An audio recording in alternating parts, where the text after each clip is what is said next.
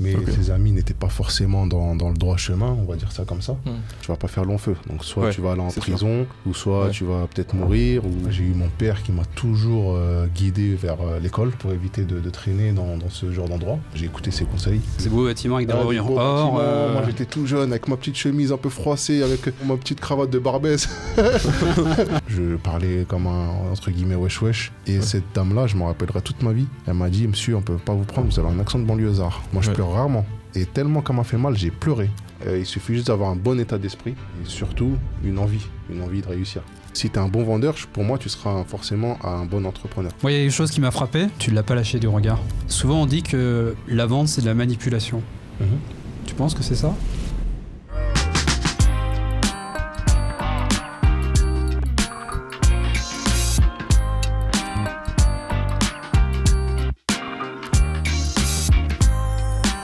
Salut Landry, est-ce que tu peux te présenter un peu plus, présenter tes différents business, activités entrepreneuriales, qu'est-ce que tu fais ? Oui, bien sûr. Alors moi, c'est Landry. J'ai plus de 10 ans d'expérience en tant que commercial et manager commercial. J'ai ma structure de vendeur où j'apporte des affaires, du business aux sociétés qui m'en font la demande. J'ai mes call centers, j'ai mes commerciaux qui suivent ma formation pour vendre des services et des produits. J'ai également ma formation digitale que je suis en train de terminer, qui va être mise sur le marché en ligne. Et je vais monter aussi ma société d'alarme et télésurveillance dès que ma clause de non-concurrence sera terminée. Ok, c'est intéressant. Là, on est à Beaubourg parce qu'on va voir un peu ton quotidien, tes activités du quotidien. Oui. Pourquoi est-ce que c'est un lieu qui est important pour toi ici ? Beaubourg, je venais ici quand je venais réviser pour mon bac, pour mon BTS. Quand j'étais étudiant, je quittais là où j'habitais parce que j'habitais dans une cité, dans un quartier où il y avait tous mes amis. J'entendais les bécanes de cross, les motos, les mecs jouer. Ouais. Donc c'était pas idéal. Pas idéal pour réviser. Voilà, pour me concentrer, un peu compliqué. Donc je venais ici, j'étais coupé de là où j'ai grandi. J'étais vraiment focus et concentré sur mon objectif d'avoir mon diplôme. Et après, j'ai pris l'habitude de revenir ici à chaque fois que j'ai un projet pro ou perso, que j'ai envie de me concentrer. Je viens ici, ça me rappelle en plus des souvenirs quand j'étais étudiant. Voilà, je venais ici avec mes amis, on allait manger des crêpes, on allait un peu sortir, faire la fête un peu après les révisions. Donc c'est vraiment un endroit ici qui me tient à cœur. Ok, justement on va voir ça puisque on va voir quelles sont tes différentes habitudes de la journée. C'est parti, allez c'est parti.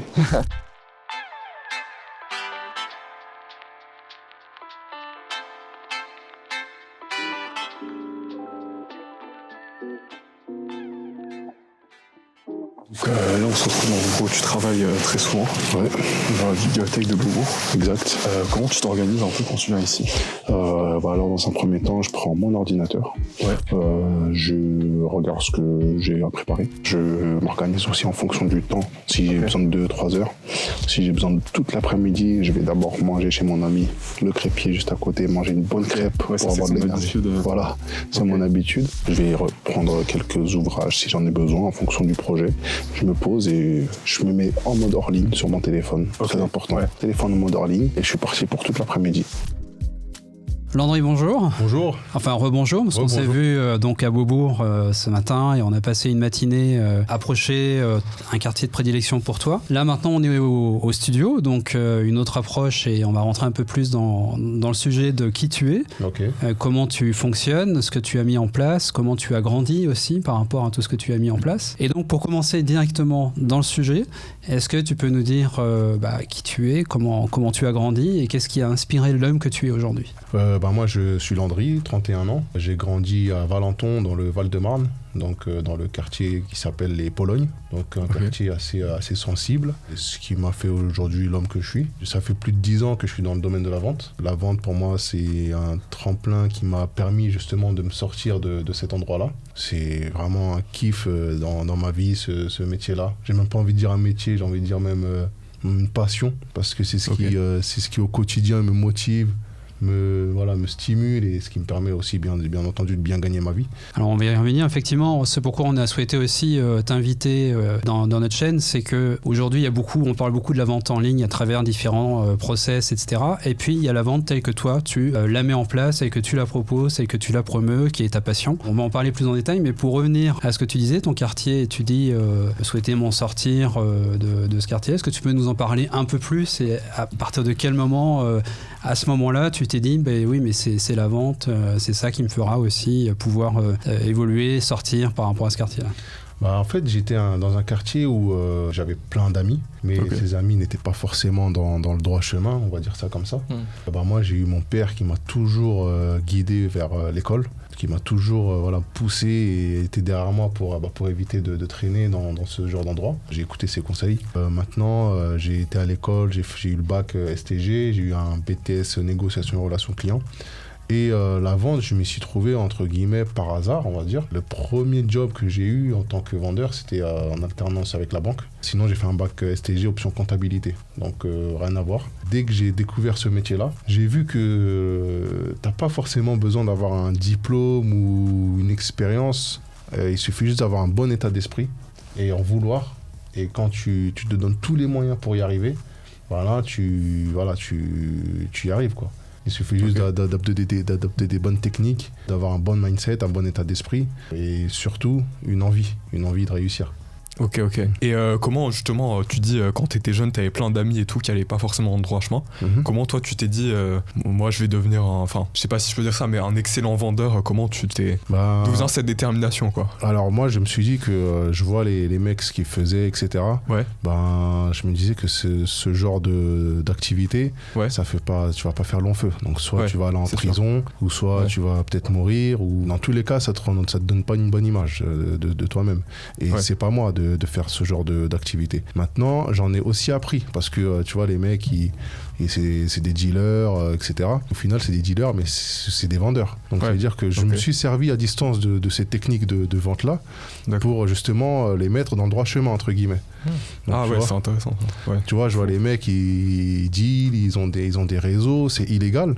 Mais je me dis, mais comment ils arrivent à faire autant de pognon alors que c'est illégal? Donc, je me dis, mais si ces mecs-là, ils ont des idées comme ça dans l'illégal, et si tu les mets dans le légal, au final, ça peut marcher, même encore mieux. Maintenant, ça, c'est la facilité. Et moi, j'ai surtout écouté mon père. Et justement, par rapport à ça, est-ce que tu as un élément marquant, un déclic par rapport à ça, qui t'a dit, je sais où je veux aller? Moi, justement, j'allais à l'école, mais le soir, je rentrais au quartier. Donc ça veut dire que j'avais un gros contraste. Donc la journée, le chemin droit, et le soir, je rentrais, je voyais mes amis avec leurs activités illégales. Ma vie, elle s'est jouée de peu. Donc soit j'allais continuer à traîner avec ces mecs-là et mal finir, ou soit je prenais le chemin de l'école. Donc j'étais encore un petit jeune adolescent, je me cherchais bien entendu, mais j'ai pas lâché. Maintenant, un jour, j'ai fait un entretien dans la société Métro pour mon stage. Je crois que c'était mon premier entretien. Vu que j'étais encore un petit jeune, je parlais comme entre guillemets wesh.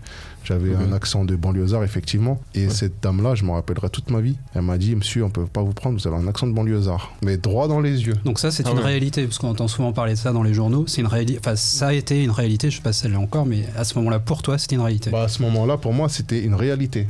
Oui, ils t'ont vraiment jugé à ça, quoi. Ouais.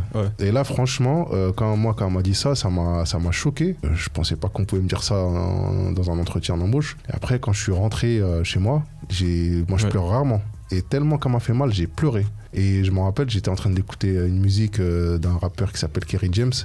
La musique s'appelle Banlieusard. Et là...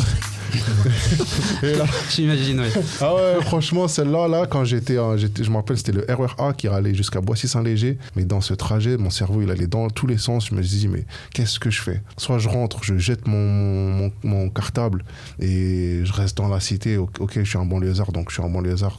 C'est bon, c'est ma destinée. Ou soit je me venge et j'arrache tout dans le droit chemin. Et là, j'ai eu cette détermination où je me dis, je vais pas me laisser faire. Donc mon père, il est pas venu en France pour que je fasse n'importe quoi. Il est pas venu en France pour que je finisse en prison. Donc là, c'est vraiment pour rendre honneur à mon père et ses valeurs, quoi. Et t'en as parlé avec lui de ça, de cette situation, de ce vécu? Ouais, j'en ai parlé avec lui, ouais. Qu'est-ce qu'il t'a dit alors? Lui, il m'a dit que voilà, faut pas lâcher, c'est comme ça, tu vas en trouver d'autres entretiens. Lui, il m'a dit qu'ici, en France, on a la chance d'avoir des bus, on a la chance d'avoir à l'école, ils nous fournissent des cahiers, des livres, tout ça. Donc c'est une chance. Et quand j'étais petit, j'en prenais pas vraiment encore conscience, parce que moi, j'avais plein d'amis qui se plaignaient du système français, de l'école, etc. Donc c'est-à-dire j'étais un peu mitigé. Parce que sans indiscrétion, tu viens tes parents sont de quelle origine? Mon père est congolais. congolais et ma mère algérienne. D'accord, donc pour aller à l'école, c'est pas toujours facile là-bas. Voilà, au Congo, c'est pas toujours facile si t'es pas dans un bon endroit, bien placé. Tu dois faire des kilomètres, affronter les tigres. Exactement. C'est vrai? Affronter les tigres, je sais pas, mais si par exemple t'es dans un village et que l'école est loin, oui, tu peux faire des kilomètres à pied, oui. Ouais. Alors qu'ici, voilà, les mecs, ils arrivent ici, on a le bus, on a tout ce qu'il faut, tu vois, et c'est un confort, mais inimaginable. Hein. Mais nous, on s'en rend pas compte parce qu'on a grandi dans ça, et voilà, les mecs, ils font que de se plaindre alors qu'on a vraiment tout pour réussir. Okay. Et moi, je me suis servi de tout ça pour m'en sortir. Donc ce jour-là, grosse claque. Grosse claque, vraiment grosse claque. Là, je te dis, j'ai pleuré, je pleure rarement, mais là, ça m'a tellement fait mal que j'ai pleuré. Et t'avais quel âge, tu te rappelles? J'avais 19 ans, parce que c'est juste après le bac. Ouais, 19 ans. Ouais, et donc du coup, comment t'as fait pour vraiment remonter la pente et genre vraiment devenir très très bon, quoi? Genre à partir de ce moment-là, comment tu t'es battu? Comment t'as fait? Comment tu t'es mentalement... Quel était ton mindset, quoi? Le plan d'action aussi, les choses que t'as décidé de mettre en place pour y arriver.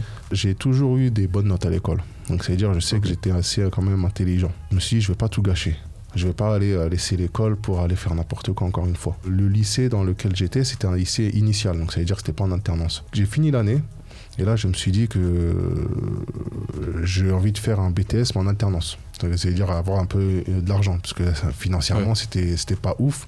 Donc, je me suis dit que si je continue, j'aurais plus de chances de vriller dans le côté street et aller dans l'illégal pour me faire un peu d'argent, plutôt que de rester dans le droit chemin, parce qu'il fallait vraiment de l'argent. Donc, j'ai pris le choix de faire un BTS en alternance. Et là, justement, j'enchaînais les entretiens, j'enchaînais. Donc, tu y allais, quoi. Voilà, motivation, exactement. Motivation, je lâchais rien. C'est-à-dire, je postulais du matin au soir. Les mecs, ils m'appelaient, viens, tout, on va sortir et tout. Moi, je restais chez moi, j'avais mon ordinateur. Et tu t'es pris d'autres claques avec l'accent banlieusard ou pas?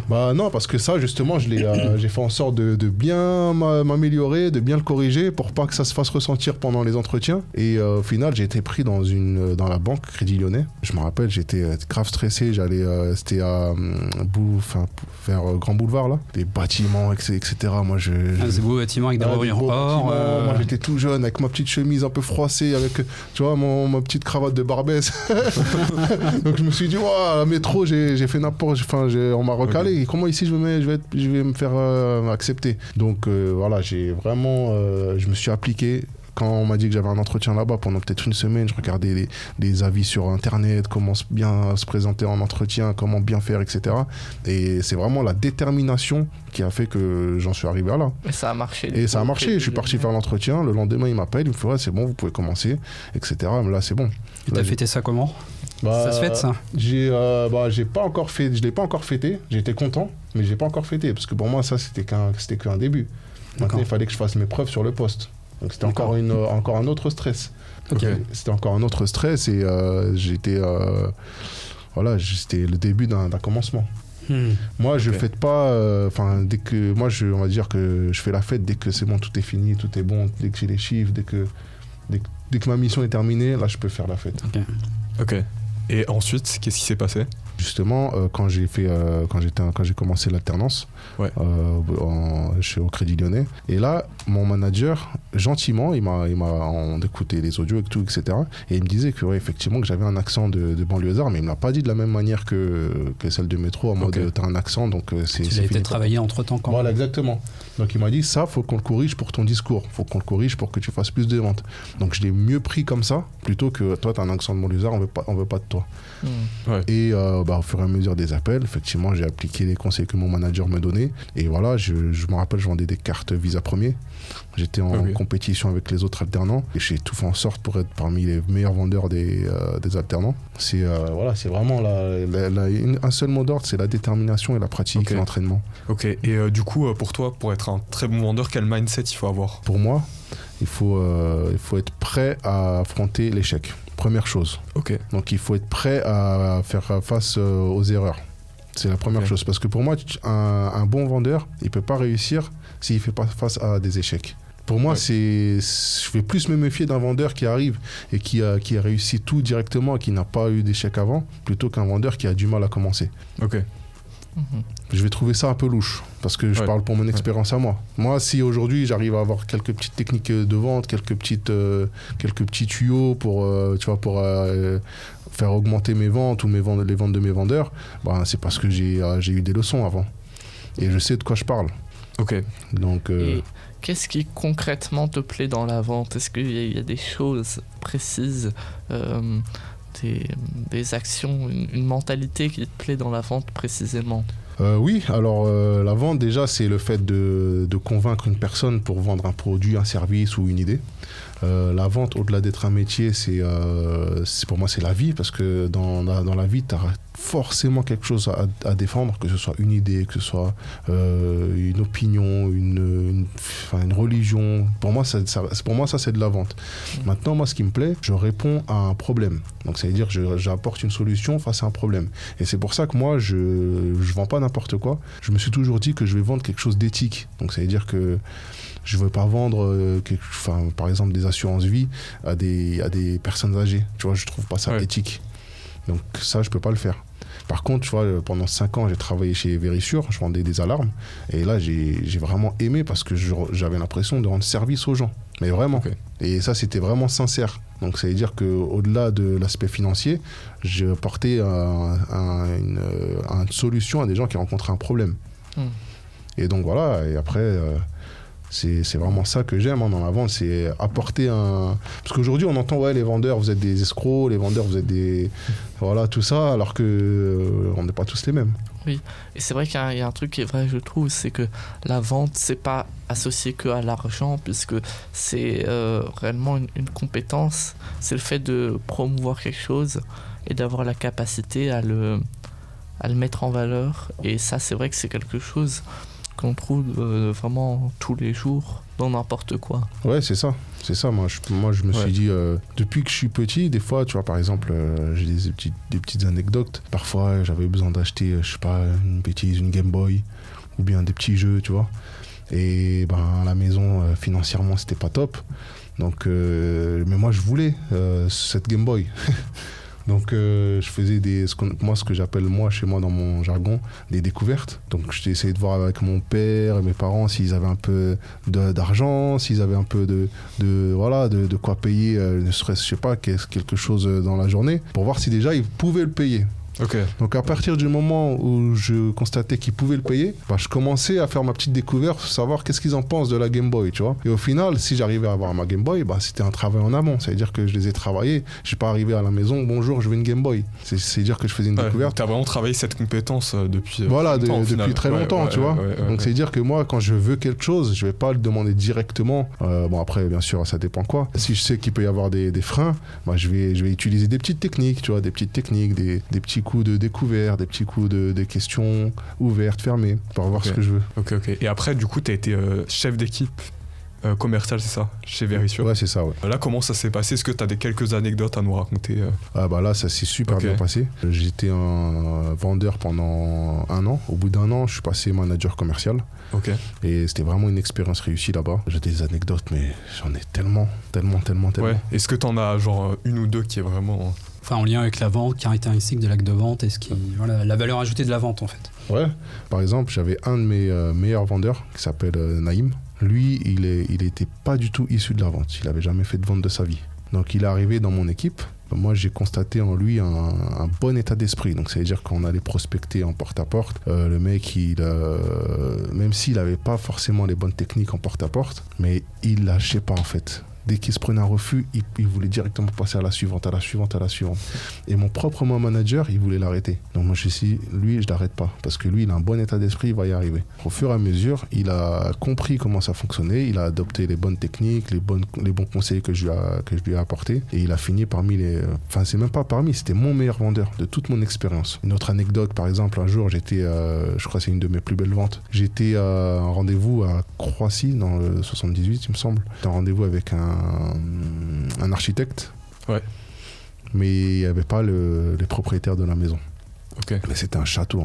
Ouais. Et quand on arrive, moi, l'architecte, je lui dis, voilà, moi, je vais faire le tour de la maison, voir ce qu'il faut mettre comme contact d'ouverture, comme détecteur de mouvement, parce que ça fait partie de ma découverte, ça fait partie de mon métier. C'est moi le professionnel, donc ok, lui, c'est un architecte, moi, je suis le commercial, donc je sais de ce que je vais vendre. Ouais. Quand je lui ai dit ça, il a mal pris. Il a dit, non, c'est moi qui sais ce que je vais mettre. D'accord. Okay. Voilà, il a mal pris.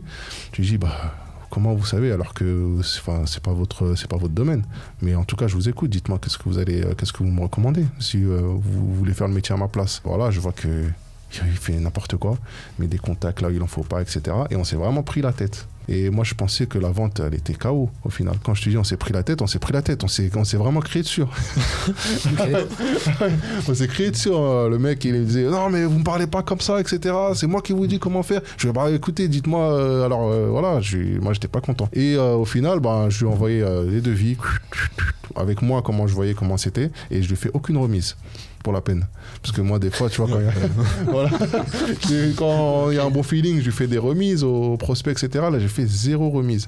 Okay. Et le mec, il m'appelle quelques jours après, il fait écoutez, désolé la dernière fois, je pense que vous avez raison, comment vous avez disposé votre truc et tout. J'ai vu un concurrent à vous et il n'était pas pro, etc. Il m'a fait ça.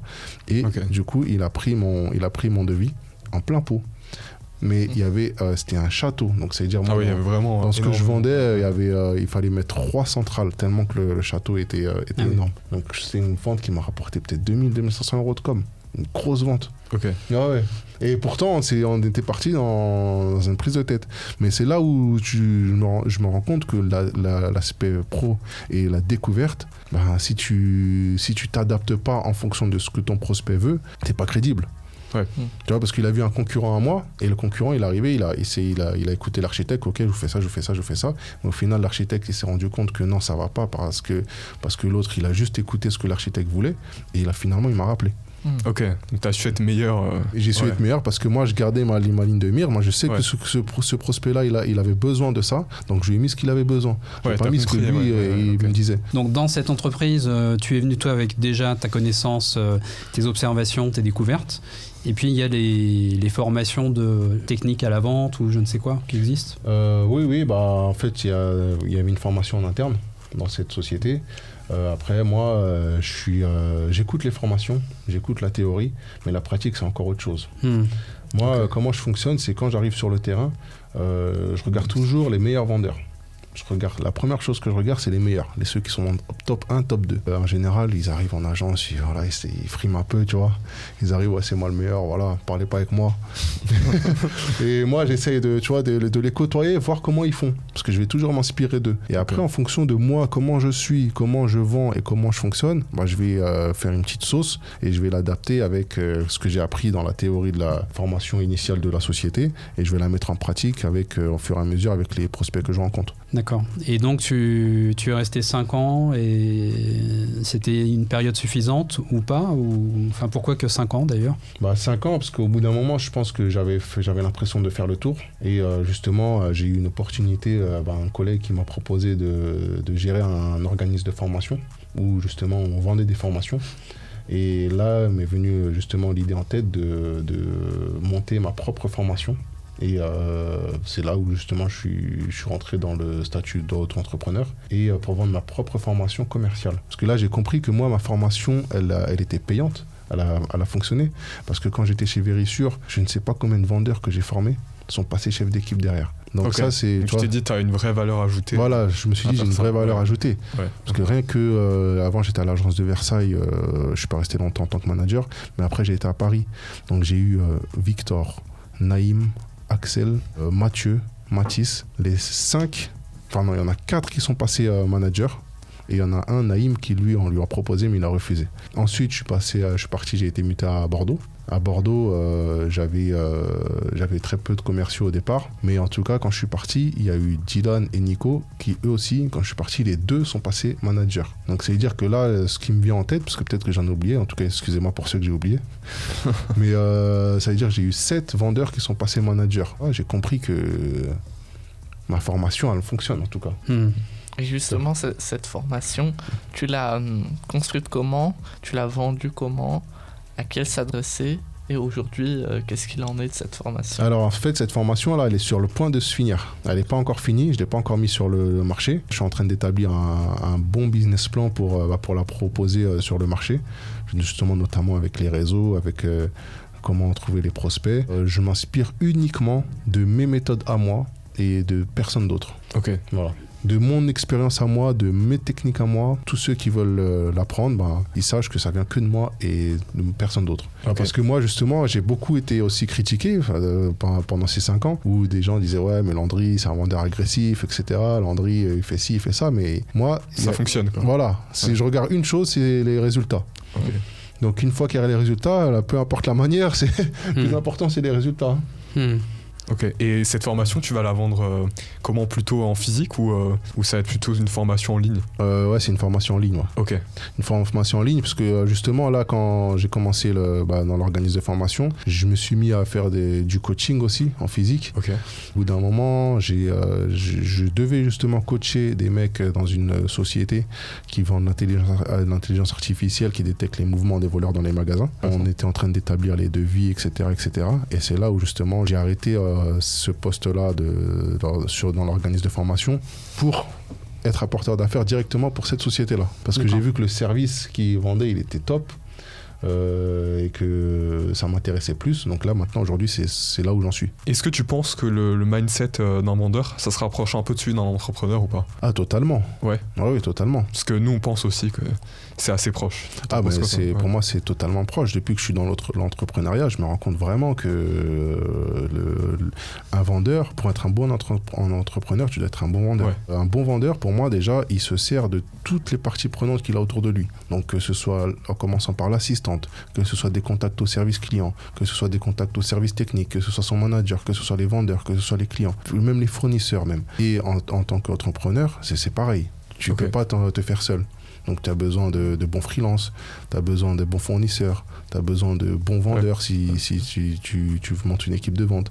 Tu as besoin d'être bien accompagné, tu as besoin d'une assistante si ton activité se développe. Et tu as besoin justement de vendre ton idée, ton produit, ton service que tu défends. Si tu es un bon vendeur, pour moi, tu seras forcément un bon entrepreneur. Si tu as compris comment ça fonctionne le business en tout cas. Parce que moi j'ai compris ça aussi chez Verisure. Au bout d'un moment je me suis dit mais on parle d'auto-transformation, mais pourquoi il faut atteindre un bon taux de transformation? Donc j'ai compris que c'est une histoire de coût, que les rendez-vous ils sont payants, qu'il faut les rentabiliser. Donc là aujourd'hui c'est là où j'en suis. Je fais appel à des call centers en Afrique qui me prêtent des rendez-vous, donc je les paye, donc il faut les rentabiliser. Donc au final c'est pareil que ce que je faisais avant, mais sauf que là c'est pour mon compte quoi. Ouais, c'est en indépendant, ok. Voilà. Après je pense qu'il y a des personnes qui ont des bonnes idées, mais qui ne sont pas des bons vendeurs. Là, c'est encore autre chose. Mais ça reste des entrepreneurs. Cachés, entre guillemets, parce qu'ils vont pas, si c'est pas des bons vendeurs, ils vont pas savoir mettre en avant leurs produits ou leurs services, ils vont faire appel à des vendeurs, à des freelances, mais eux, ils vont rester derrière en backup. Donc c'est vraiment super important. Ouais. Ah oui, c'est pour moi, pour être un bon entrepreneur, il faut être un bon vendeur. Pour moi, c'est logique. Ok. Après, il y a des personnes qui sont bons vendeurs, mais ils le savent pas. Et alors, comment est-ce qu'il le découvre, ou comment ça se détecte, ou comment ça peut transparaître, ou comment est-ce qu'il peut arriver à se dire bah oui mais finalement j'ai ça et ça peut vraiment me servir, ou voilà, comment est-ce que ça se travaille ça? Je pense que si au bout d'un moment il rencontre une personne comme moi, je vais leur dire t'es un bon vendeur. Bien vu. Voilà. Je vais leur dire t'es un bon vendeur, t'as de quoi faire. Ok. D'accord, mais est-ce qu'un vendeur aujourd'hui doit avoir une carte de visite, ou est-ce que c'est juste un détail mais c'est complètement inutile? Bonne question ça. Papier. Ouais, c'est une bonne question. En fait, je pense que oui, si tu as un produit ou un service à défendre, tu dois avoir toujours avec toi tes cartes de visite. Parce que moi j'ai déjà entendu qu'avec LinkedIn ou les QR codes, etc., tu n'as plus besoin de carte de visite aujourd'hui.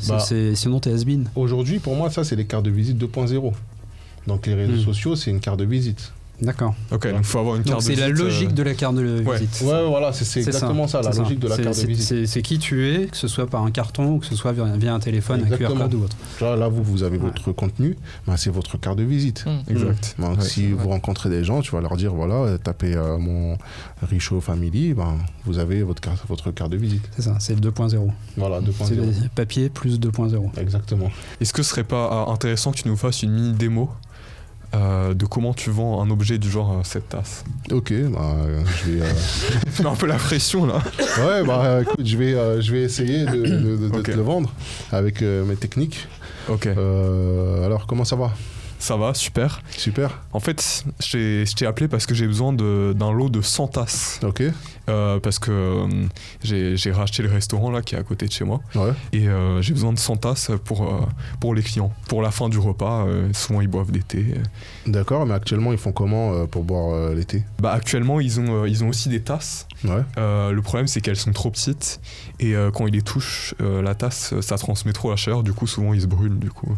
Ah d'accord, donc il faut 100 tasses qui assez grosses et qui ne se brûlent pas. Ouais. Ok. Sauf qu'il faut qu'elles soient pas trop chères quand même, parce que moi faut que ça entre dans mes frais de gestion. Pas trop cher, c'est-à-dire vous là actuellement vous les avez payés combien vos tasses? Alors je les ai payés 100 € le lot de 100. 100 € le lot de 100. Ouais. Ok. Exact. Pour des tasses qui ne vous satisfont pas. Ouais. Ok. Alors moi ce que j'ai à vous proposer c'est un lot de 200 tasses pour 150 €. Donc vous avez le double mais pour un peu plus cher. Maintenant, ces tasses-là, justement, vos prospects, vos clients, ils vont avoir un dessert où ils vont pas se brûler les doigts, surtout avec un restaurant privé, enfin un restaurant comme le vôtre. J'imagine que normalement, le tarif, c'est pas quelque chose qui est important pour vous, parce que c'est quand même un restaurant étoilé. Ok. Au niveau esthétique, je vois votre tasse. Moi, je la trouve pas forcément ultra esthétique. Après, peut-être que ça dérangera pas les clients. Je pense qu'ils font attention à ce genre de détails, mais... Après, vos assiettes, elles sont de la même couleur que mes tasses. Donc, c'est pour ça que j'ai ramené ces tasses-là. Ok.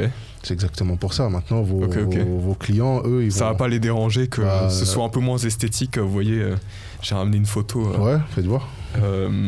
Donc ah oui, ça c'est les tasses. Ça c'est les tasses. C'est les tasses classiques. C'est les tasses que j'ai actuellement. C'est les tasses que vous avez. C'est déjà ces tasses que vous avez actuellement. Vos clients ne sont pas satisfaits. Non, mais ils les trouvent jolies. Ils les trouvent jolies. Ok. Jolies. Après, moi, ce que je vais vous proposer, c'est les tasses, c'est la continuité du repas. Donc, c'est-à-dire les assiettes, elles sont de la même couleur que mes tasses. Donc, c'est-à-dire que vos clients, ils vont forcément aimer mes tasses. Ok, d'accord. Ça va dans la logique. Ça va dans la logique de la couleur de vos assiettes. C'est pour ça que j'ai ramené ces tasses-là. Et là, vous avez une tasse qui est de la même couleur que vos assiettes. Vous avez une tasse qui ne va pas brûler les doigts de vos clients. D'accord. Donc, que demander de plus. Surtout, en plus, pour 200 tasses, vous avez 50 € en plus que ce que vous avez actuellement. Ok. Et comment vous êtes moins cher que... Parce qu'en fait, je vous fais un lot. Je vous fais un lot de 200 tasses au lieu de 100. Je vous fais une remise de 50 €. Et votre voisin, il a déjà pris mes tasses. Donc, vous pourrez aller lui demander. Et justement, je vous fais une remise par rapport à votre voisin, le restaurant d'en face, qui a déjà pris mes tasses. Ok. Je suis plutôt convaincu. Voilà, très bien. Non, ok. Ben, merci. Moi, il y a une chose qui m'a frappé. Ouais. C'est que, en fait, tu l'as pas lâché du regard. Ouais. Est-ce que toi, tu as senti ça? Ouais. Souvent, on dit que la vente, c'est de la manipulation. Tu penses que c'est ça? Ah oui, c'est de la manipulation. Mais c'est malsain ou c'est sain, la manipulation? Ça dépend comment tu l'utilises. C'est comme un couteau. Un couteau, soit tu l'utilises pour couper de la viande, soit tu l'utilises pour faire du mal. Ouais. C'est pareil, la manipulation, soit tu l'utilises dans le bon sens et tu orientes ton client vers une solution qui lui conviendra alors que lui peut-être qu'il pensait que c'était pas la solution qui lui convient, ou soit tu orientes ton client vers une solution qui n'est pas du tout ce dont il a besoin, et là oui, c'est de la manipulation malsaine. Donc moi, par exemple, je vais là justement le client il me dit qu'il a besoin des tasses, c'est que ses problèmes, parce que moi la seule chose que je regarde c'est les problèmes. Ces clients, il se brûle les doigts et pour lui la déco c'est important. Donc là, je vais lui faire comprendre que voilà, mes tasses, elles sont pas non plus moches et qu'en plus, ces clients, ils ne vont pas se brûler les doigts. Si j'aurais des tasses, justement, où ce serait tout l'inverse, où les mecs, ils se brûlent les doigts et les tasses, elles sont complètement moches et sur les avis, je me fais démonter et que je convainc, alors que je sais que ces tasses-là, c'est de la daube, bah là, c'est de la manipulation malsaine. Et alors, comment est-ce que tu fais pour réagir face à des clients qui peuvent être très désagréables, très agressifs ou... Est-ce que ça t'est déjà arrivé? Oui, ça m'est déjà arrivé, bien sûr. Bien sûr. Moi, quand j'arrivais en clientèle, souvent, en me disant moi, je vous préviens tout de suite, je vais rien acheter. Donc, tu vois, déjà, rien quand le client il dit ça, ça veut dire que ils ont l'image du vendeur qui vient juste pour vendre. Mais pourtant, à la fin, ça m'arrivait souvent de leur faire acheter. Et en fait, comment ça m'arrivait? Je commence par poser des questions. Des questions qui soient ouvertes, une bonne découverte. Et ensuite, en fonction de leurs réponses, je leur réponds. Et ils ont leur réponse à leurs propres questions. Donc, c'est-à-dire qu'en gros, eux-mêmes, ils se disent, mais en fait, ouais, j'en ai besoin. En fait, ouais, il a raison. Et à la finale, ils peuvent rien me dire. Je leur explique, en fait, que ce qu'eux, ils ont besoin, je vais leur apporter. Ok. C'est comme un exemple qui me vient en tête. Le marché des formations e-learning, c'est en fait ce que l'on vend. C'est pas directement le fait d'apprendre, mais c'est le fait de répondre à une douleur, répondre à un besoin. Voilà. Et ça, c'est même l'argument qui revient beaucoup. C'est par exemple, je n'en sais rien, quelqu'un qui va vendre une formation pour perdre du poids. La problématique du client, ça va être d'être en surpoids, et la solution, c'est apprendre pour perdre du poids. Et en fait, ce qu'on vend, c'est pas directement apprendre des choses, parce que c'est pas le but, c'est de répondre à cette douleur. À ce problème, exactement. C'est ça. Maintenant, effectivement, aujourd'hui, sur le marché des formations, il y a des formations comme ça qui sont correctes et qui répondent forcément à un problème. Maintenant, on entend beaucoup de mecs qui vendent des formations, mais qui n'ont rien à voir avec ce que les gens ont besoin. Tu vois. Autant qu'entrepreneur, j'ai cherché à me former, parce que moi, quand je cherche des community managers, je cherche des freelances pour m'accompagner, des SDR pour prendre des rendez-vous. Mais j'aime bien mettre un peu avoir une petite connaissance de ce que mes collaborateurs font. Donc ça veut dire que j'ai cherché à faire des formations, et des fois j'ai eu des devis, des choses alors que j'en avais pas du tout besoin. Les mecs, ils voulaient vraiment me vendre leur formation parce qu'ils voulaient remplir leur objectif. Par exemple, un mec, un jour, il me parle d'une formation audiovisuelle, etc. Je fais, j'en ai pas besoin. Mais il voulait absolument me vendre sa formation audiovisuelle. Ok, donc si tu devais définir l'art de la vente, tu dirais quoi précisément ? Première chose, le bon état d'esprit. Savoir en fait où tu en es aujourd'hui en fonction du produit que tu vends. Vraiment répondre à un besoin. Moi, c'est la première chose que je défends pour être un bon vendeur, c'est répondre à un besoin. Ne pas vendre quelque chose à une personne qui n'a pas besoin de ce que tu vends. Là, tu es vraiment un escroc. Si je vends quelque chose, c'est que la personne en a besoin. Sinon, je ne lui vends pas. Du coup, c'est quoi un peu tes objectifs dans les années à venir ? En fait, moi, j'ai plusieurs objectifs. Là, actuellement, je suis porteur d'affaires où j'ai ma petite structure, où j'ai mes commerciaux, mes rendez-vous, comme je t'ai dit, des call centers qui me prennent mes rendez-vous, où je suis en train de développer cette activité-là pour avoir le maximum de clients et maximum aussi de trésorerie. Ça, c'est la suite, logique. Justement, suite à cette expérience, j'en tire encore un apprentissage que je mets sur mes formations.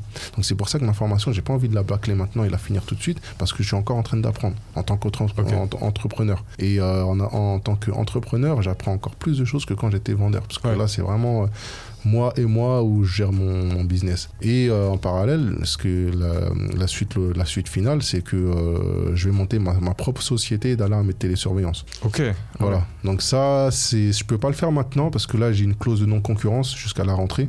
D'accord. Donc Verifion m'a mis une clause de non-concurrence. Donc c'est-à-dire pendant 1 an, je peux pas ouvrir de société d'alarme, je peux pas travailler pour la concurrence. En contrepartie, il me paye, bien entendu. Je suis en train de préparer ça. Ok, donc ça c'est dans les cartons. Donc voilà, c'est ça vraiment. Moi, si je me mets entrepreneur aujourd'hui, c'est vraiment pour demain faire ça.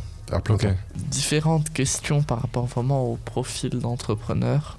C'est quoi tes habitudes d'entrepreneur, les lieux où tu peux aller pour rencontrer des entrepreneurs? Notamment, on s'est rencontrés tous au meet-up, à un meet-up de rencontre d'entrepreneurs. Qu'est-ce qui peut aider un entrepreneur par rapport à ça? Moi, où je rencontre les entrepreneurs, c'est effectivement dans les événements comme ça. Quand je ressors de ces événements-là, c'est que vraiment on est dans une entraide fraternelle limite, pour justement apporter une plus-value à l'un et à l'autre. Après, moi, mes habitudes, ce que je vois, c'est que en tant qu'entrepreneur, c'est que des fois, moi, je suis quelqu'un, j'aime bien faire du sport. Donc, le sport, c'est vraiment ce qui me permet de maintenir mon activité, d'être tranquille, d'être bien dans ma tête. Le sport, en tout cas, si tu veux connaître une habitude de moi, c'est vraiment, faut que je fasse du sport. Faut que le matin, je me réveille, je fais mes petits footings. Il y en a d'autres, c'est autre chose, je sais pas. Mais en tout cas, moi, c'est le sport. Ok. Quel est ton mindset d'entrepreneur, les éléments vraiment du mindset pour toi? Alors, le mindset, pour moi, de ma petite expérience d'entrepreneur, c'est la règle numéro 1, ne rien lâcher. C'est-à-dire ne pas abandonner.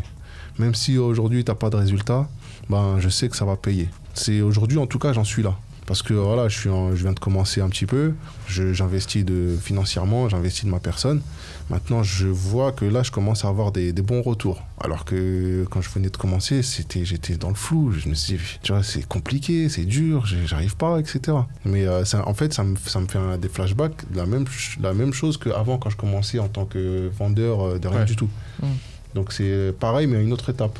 Donc mon mindset, c'est vraiment ne rien lâcher, de pas abandonner.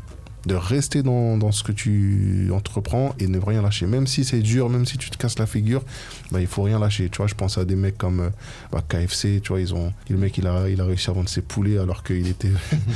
il a commencé tard en plus. Il a commencé tard, tu vois, je pense à tout ça. Je pense à des mecs comme, tu vois, Nelson Mandela, qui est parti 27 ans en prison et qui finit président de son pays. Tu vois, c'est toutes ces Non, c'est des figures en fait de réussite. Voilà, c'est des figures de réussite qui te donnent espoir. Tu te dis, mais dans la vie, quand tu lâches rien, que tu as quelque chose en tête, tu vas y arriver. Toi, est-ce que tu as une personne en particulier qui t'a inspiré sur la réussite, l'entrepreneuriat, le fait de se donner, de donner les meilleurs de soi-même? Franchement, j'ai pas une personne en soi qui m'inspire parce que je regarde souvent mes propres expériences. Tu vois, voilà, je regarde souvent mes propres expériences à moi et je vois que des fois dans ma vie où c'était tellement dur, où j'étais plus bas que terre et que si là j'aurais abandonné, je sais pas qu'est-ce que j'aurais fait, mais j'ai pas abandonné, donc ça m'a permis d'être l'homme que je suis aujourd'hui. Donc déjà, ma première inspiration, c'est moi-même, mon expérience.